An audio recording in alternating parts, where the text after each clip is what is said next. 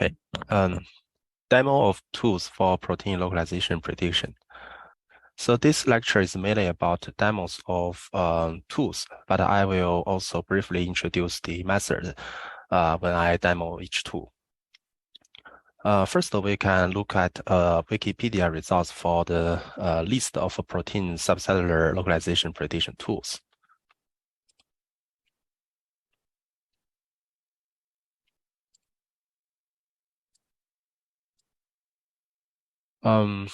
You can see in this Wikipedia results, they summarize a list of many tools for protein subcellular localization predictions.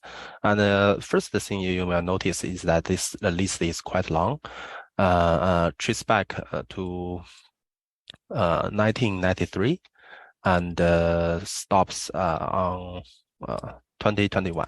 And we know this is not complete because there are many new tools come out in recent years. So we can also roughly count it by the reference. So there are about 123 reference here.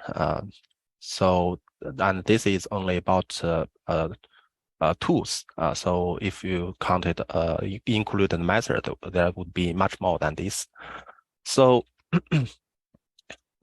since there are many tools for protein localization, there are about many review papers to summarize those tools and the methods, including the review written by our group. So we can roughly divide those methods or tools as deep learning methods and traditional machine learning methods, including SVM, Bayes, and RKN random field, and other methods. So for the traditional machine learning method, it involves a lot of feature engineering. For example, the features about sequence motifs, pseudo amino acid scores, physical chemical properties, and so on. And also they will predict based on the homology proteins. So if they found some proteins with known localization annotations and they are the homology compared with the query proteins, we can use the annotation of those homology proteins to predict the query ones. So the benefit of this traditional machine learning method is that they are easy to interpret because those features are known and readable, and the prediction is based on those features. So we know why we predict the proteins as such. So just because of those features, but the problem is that they tend to give poor performance when we cannot find the homology proteins, or we cannot find the matched features on the query proteins. So for the deep learning methods, we just input the raw data, so it's more brutal than the traditional machine learning methods, and we try to train this model, and the aim is to learn the features automatically. So it has the potential to discover new features related to protein localization. And if we can do that, they tend to give good generalizations to new proteins, even though they don't have some homology proteins or classical features. But since we discovered that new features for that protein, we can still get a good prediction results. But the issue is that it's hard to interpret those models. So usually people think machine learning method, deep learning methods as a black box.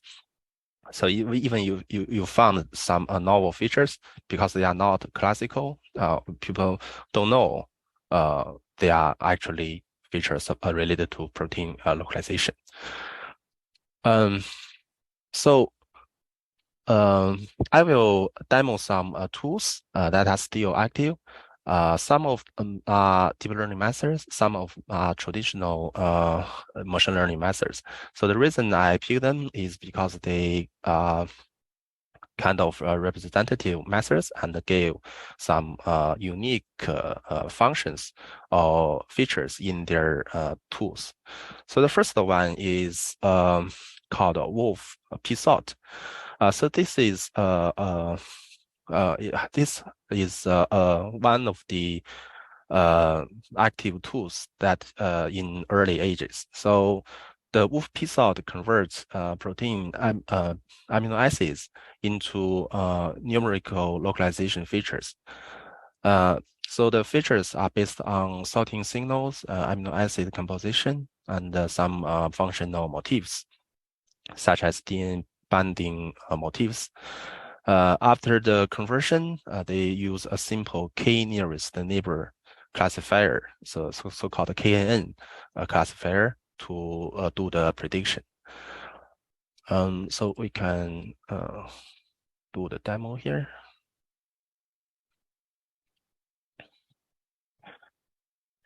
Yeah, so this is the main page of this P-sort tool. The first thing that impressed me is that it is still active even after so many years.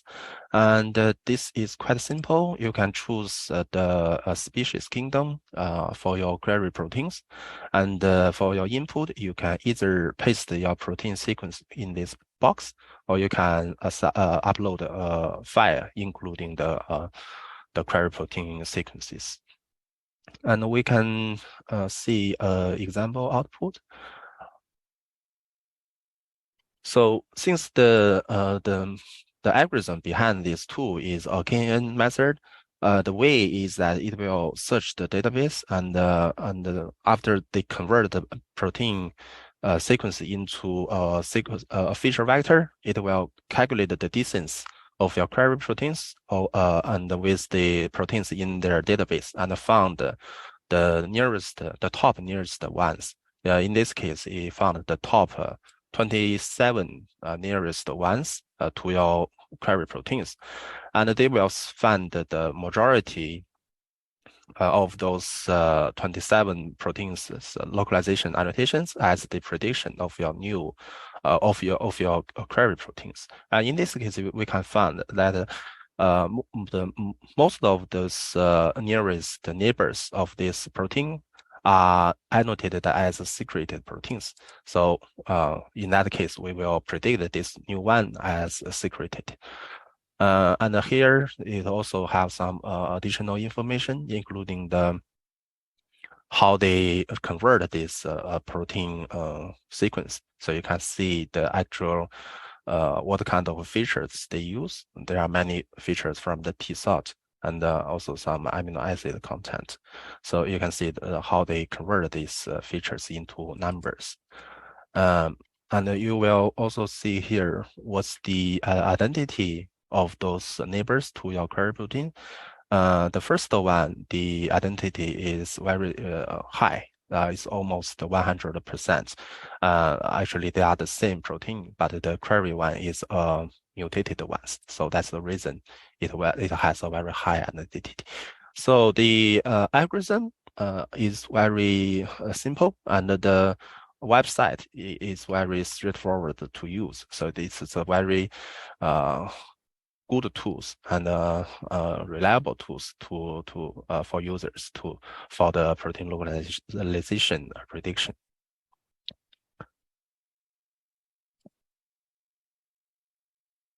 Okay, the next one is a YLOC. It is also very old, more than 10 years history. So this method is this method collected about 30,000 features from protein sequence,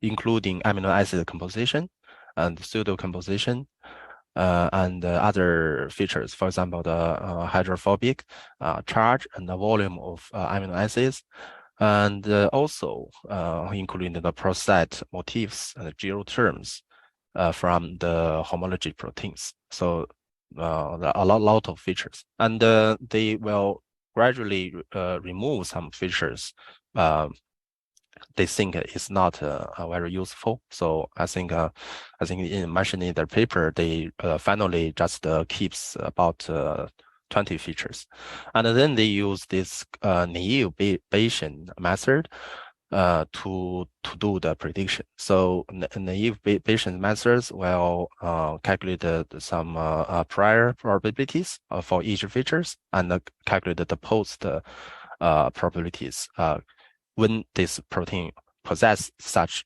features and what's the probability to predict into what kind of localizations. So the method is also very simple. And we can do this demo through this link.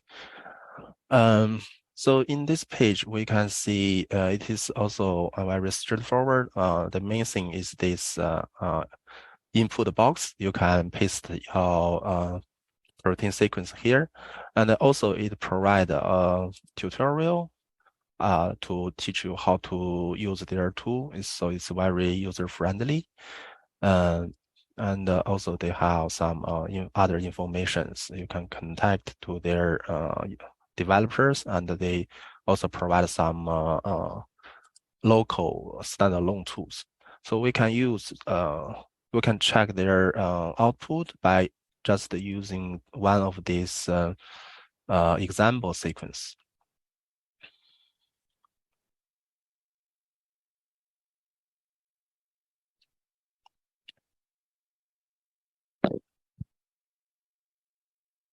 Yeah, so the prediction speed is quite quick. You can see it predicted as a secret pathway uh, um, localization, and the confidence it also provide a confidence score. So its confidence is very strong. It's 100%. And I think one unique feature this tool provide is that they kind of have a very friendly um, text explain the reason it predicts such way. So the reason is that it found a very strong secretary pathway sorting signal, and about 90% of the proteins from the secretary pathway have this feature. Well, none of the other proteins from other localizations have this feature. So it's a very strong confidence for this tool to predict this protein as a secret pathway. And besides that, it also found a barely charged protein, and 28% of the proteins from the secret pathways have this feature, and only about 2% of the proteins from other localization have this feature. So it's like a top two these two things that make this tool to predict this protein as a secret pathway. And you can click this button, show some details.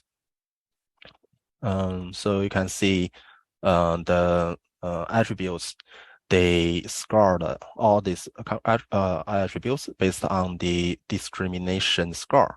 So you can see the top two are the secondary pathway sorting signal and the charged protein, and also some other things they can use to the